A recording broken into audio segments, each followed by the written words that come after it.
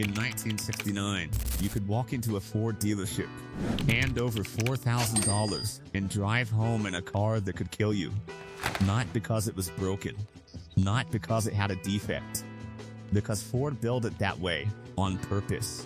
The Boss 429. A car so violent, so uncontrollable, that Ford's own engineers privately admitted it had no business being on a public street. A car that could snap into a spin at highway speeds with zero warning.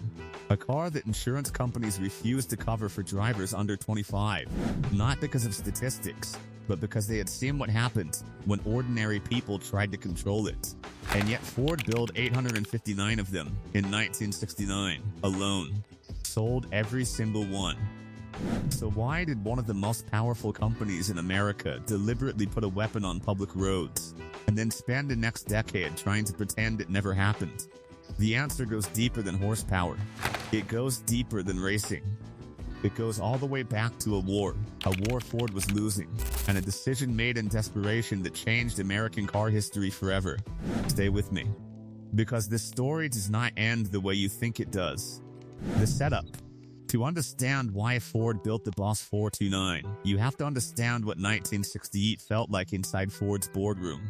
Ford was bleeding on the NASCAR circuit, not losing by a little, losing by embarrassing margins, race after race, season after season. And the reason was sitting inside every Dodge and Plymouth on the track. The 426 Hemi engine, Chrysler's monster, a 426 cubic inch beast producing 425 horsepower officially. Though everyone in the paddock knew the real number was closer to 500, Ford had nothing that could touch it. Their best engine at the time, the 427 side oiler, was powerful but outdated, heavy, unreliable at sustained high speeds. On a short track, it could compete.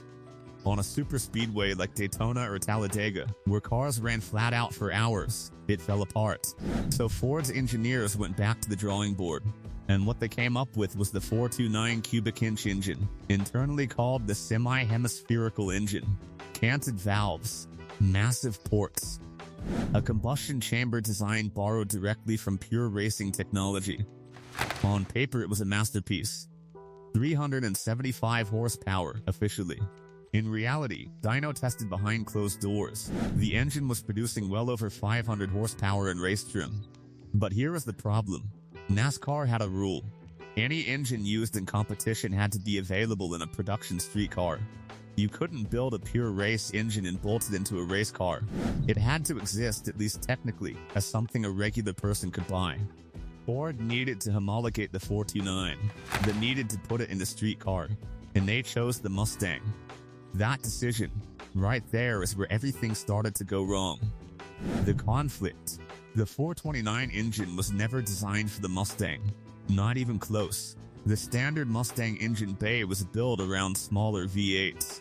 The 429 was a massive, wide engine, so wide that Ford's engineers at Kar Kraft, the outside company hired to do the conversion, had to physically cut and restructure the front of every single Mustang by hand to make the engine fit. Think about that. Ford was selling a production street car where the engine bay had to be manually modified on each individual vehicle before the engine could even be installed. The shock towers, the structural components that hold the front suspension, had to be moved outward by an inch on each side. The battery was relocated to the trunk because there was simply no room for it up front. The power steering pump was repositioned. The alternator was repositioned. Every Boss 429 that left the factory was essentially a hand-built car disguised as a production vehicle. And then came the handling. The 429 engine was iron block, enormously heavy. By moving that weight so far forward in the chassis, a chassis that was already nose-heavy, Ford had created a car with handling characteristics that were genuinely dangerous for an inexperienced driver. At low speeds, it felt manageable, almost docile.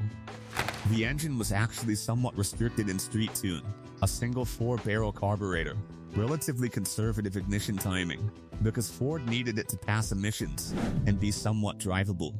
But push it. Really push it. Take it onto a fast highway ramp, feel the rear end start to come loose. Try to correct. And the weight of that engine up front would overwhelm the front tires and send the car straight into a wall. Road and Track magazine tested the Boss 429 in 1969. The conclusion was carefully worded, but the message was clear. This was not a car for ordinary drivers. Quarter-mile time was 14.09 seconds at 102 miles per hour. Impressive. But their handling notes described a car that required constant attention and genuine skill to drive at the limit. Car and driver was less diplomatic. They privately told colleagues the Boss 429 was one of the most challenging cars they had ever put on a road course. Meanwhile, Ford's marketing department was selling it as the ultimate street Mustang. Posters, advertisements, dealership banners. The Boss is coming, as if this was simply a more exciting version of a regular car.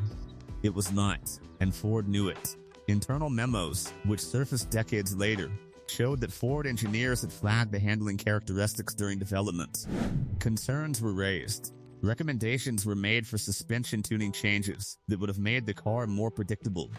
Most of those recommendations were not implemented, because implementing them would have had a cost, added time, and most importantly softened the car's image. Ford needed the Boss 429 to look terrifying, because terrifying sold cars in 1969. The climax, at Talladega in 1969, the plan worked perfectly. David Pearson qualified at 199.466 miles per hour.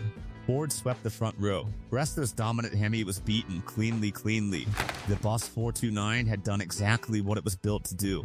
Then the consequences arrived. Accidents, insurance claims, young drivers pushing too hard, losing control. The NHTSA was watching.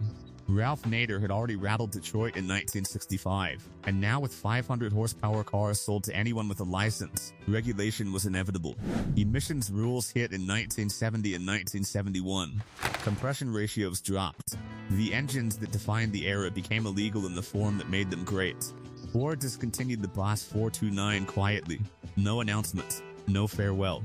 Just 859 cars in 1969 and 499 in 1970. Then nothing. The car that beat the Hemi at Talladega vanished from the lineup as if it had never existed. The legacy. Today, a numbers-matching Boss 429 sells for $150,000 to $250,000. The car Ford tried to forget is now one of the most valuable Mustangs ever built. Collectors hunt them obsessively. Restoration shops have waiting lists measured in years. The same Kar Kraft hand-built modifications that made production a nightmare are precisely what makes them historically significant. Only 1,358 were ever produced. In a world where Ford sold hundreds of thousands of Mustangs annually, that's almost nothing. A rounding error. An experiment that ended before it truly began. But those 1,358 cars carried something no other Mustang ever did. A genuine, purpose-built racing engine in a body any person could walk into a dealership and buy. Ford regretted the Boss 429 for all the wrong reasons. The liability, the insurance pressure, the regulatory heat. What history has decided for them, though, is something closer to pride. Because for exactly 2 model years, Ford stuffed a pure racing engine into a street car with almost no compromise and handed it to the public. It was dangerous, impractical, expensive, difficult to drive, and completely magnificent. A reminder of when nobody had decided yet that power needed to be controlled. If you enjoyed this, hit like and subscribe. There's plenty more stories like this one.